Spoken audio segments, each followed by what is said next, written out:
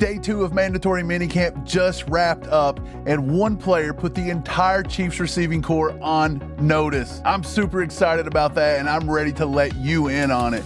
Jalen Royals absolutely everywhere today. Multiple catches, red zone touchdowns, a full extension grab in the end zone that made Mahomes stop and shout him out by name on the field. This man is making it impossible to ignore him at this point, and I absolutely love it. And if you thought yesterday was a big moment with Kahlil Benson turning heads at right tackle, and Andy Reid confirmed that today on camera that Benson is a legitimate candidate for that starting spot, then Day 2 just raised the stakes even higher because the competition on this roster is getting real, really fast. So today, we're breaking down everything from Day 2 for you guys. Royals monster session, every offensive, every defensive standout, what Andy Reid had to say about the right tackle battle that every Chiefs fan needs to hear. Plus, Brett Veach did something this week that is a quiet admission he may have left a major position group dangerously thin. That story is coming up, and it should concern you heading into 2026. Let's get right into it. Okay, so let's start with the man of the day, guys, because we talk a lot about Patrick Mahomes. We talk a lot about Travis Kelce. We talk about Xavier Worthy, you name it. But every training camp, every OTA cycle, there's a name that quietly forces its way into the conversation. Last week, it was Jacob DeJesus. Yesterday, it was Kahlil Benson. And today, Chiefs Kingdom, it's Jalen Royals' turn, and I'm excited for him. Royals had one of the most complete practice sessions I've seen documented from a non-starter at minicamp so far. He wasn't just catching balls. He was winning. Multiple catches and team drills. A full extension grab in the end zone during 11-on-11 that was just a flat-out impressive athletic play. Then he followed that one up with not one but two red zone touchdowns, including a tough catch in traffic that is exactly the kind of contested catch that separates the receivers who look good in shorts from the receivers who can actually play on Sunday.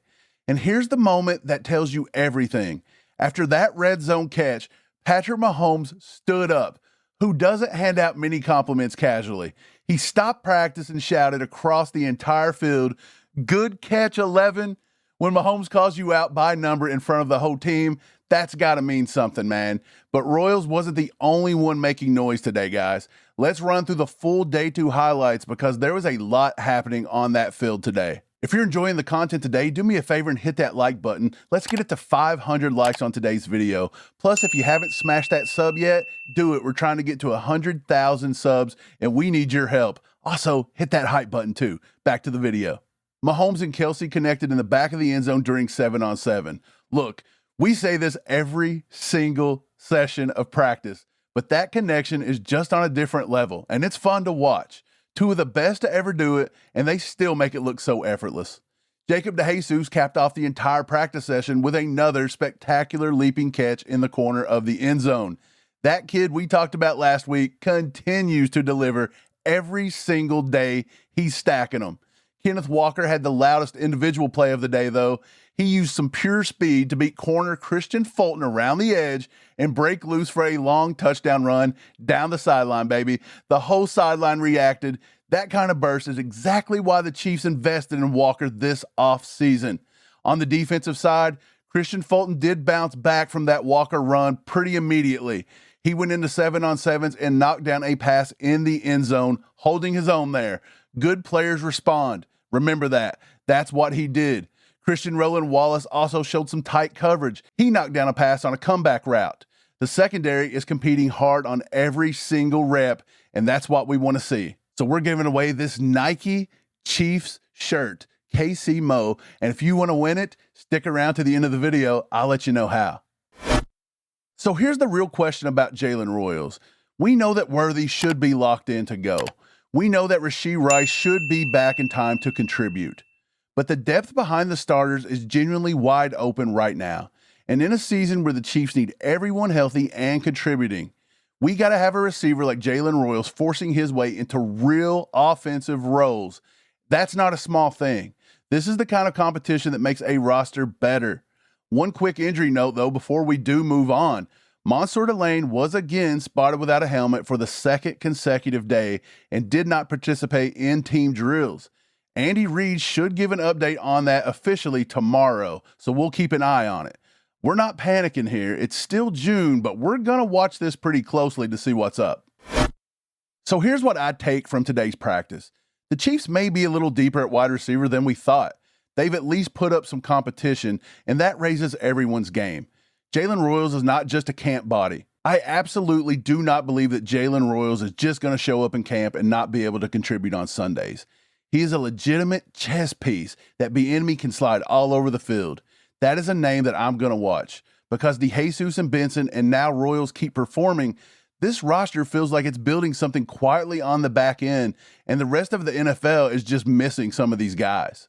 Again, this is still just practice and it's early. I want to see what they do with their helmets and their pads on, hitting somebody. So still, we can be hyped, but let's take it with a grain of salt and let it play out at camp. All right, let's talk about something that happened this week that didn't make a lot of headlines, but absolutely should have. Because when Brett Veach hosts tryouts for players at a specific position during mandatory minicamp, well, that's not a routine move. That's a front office quietly raising its hand and saying, hey, we may have a little bit of a problem here. I think I may have really messed up. Per Chiefs Digest Matt Derrick, Kansas City is hosting 2 tight ends for tryouts this week. Kenny Yeboah, a 6'4", 250-pound frame, former Jets and Lions player with real NFL experience, and Mason Pline, 6'7", 260, a former Saints and 49ers player who has yet to record a regular season snap. Now, on the surface, that sounds routine. Teams bring in guys for tryouts all the time. But here's why this one caught my attention a bit. The only tight end Veach added this offseason basically was the UDFA John Michael Gillenborg, and he's currently injured and hasn't even been on the field so far. So right now, the active tight end room at practice is Travis Kelce, Noah Gray, Jared Wiley, and a few other names. Trey Watson? Yeah, but we're still dangerously thin, and that includes Jake Brenningstool. Travis Kelce also turns 37 in October. Noah Gray had a down year in 2025. Wiley came off that knee injury last year, and I never know if he's going to get back to full health. Brenningstool missed the entire 2025 season, and he isn't practicing right now, so he's hard to rely on.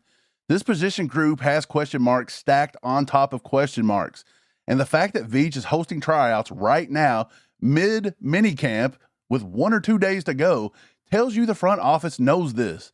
This is a quiet admission that the tight end room was underinvested into the offseason. However, this doesn't mean panic. Kelce is still Kelce until he tells us otherwise, but this is the one area of the roster that Chiefs Kingdom should be watching closely between now and the start of the regular season. If Brett Veach makes a move at tight end before training camp, whether it's a veteran free agent or maybe even a trade, that move becomes significantly more important in context of what we're seeing right now today. So keep your eye on this position group. Okay, so let's end this on something that felt really good today at practice.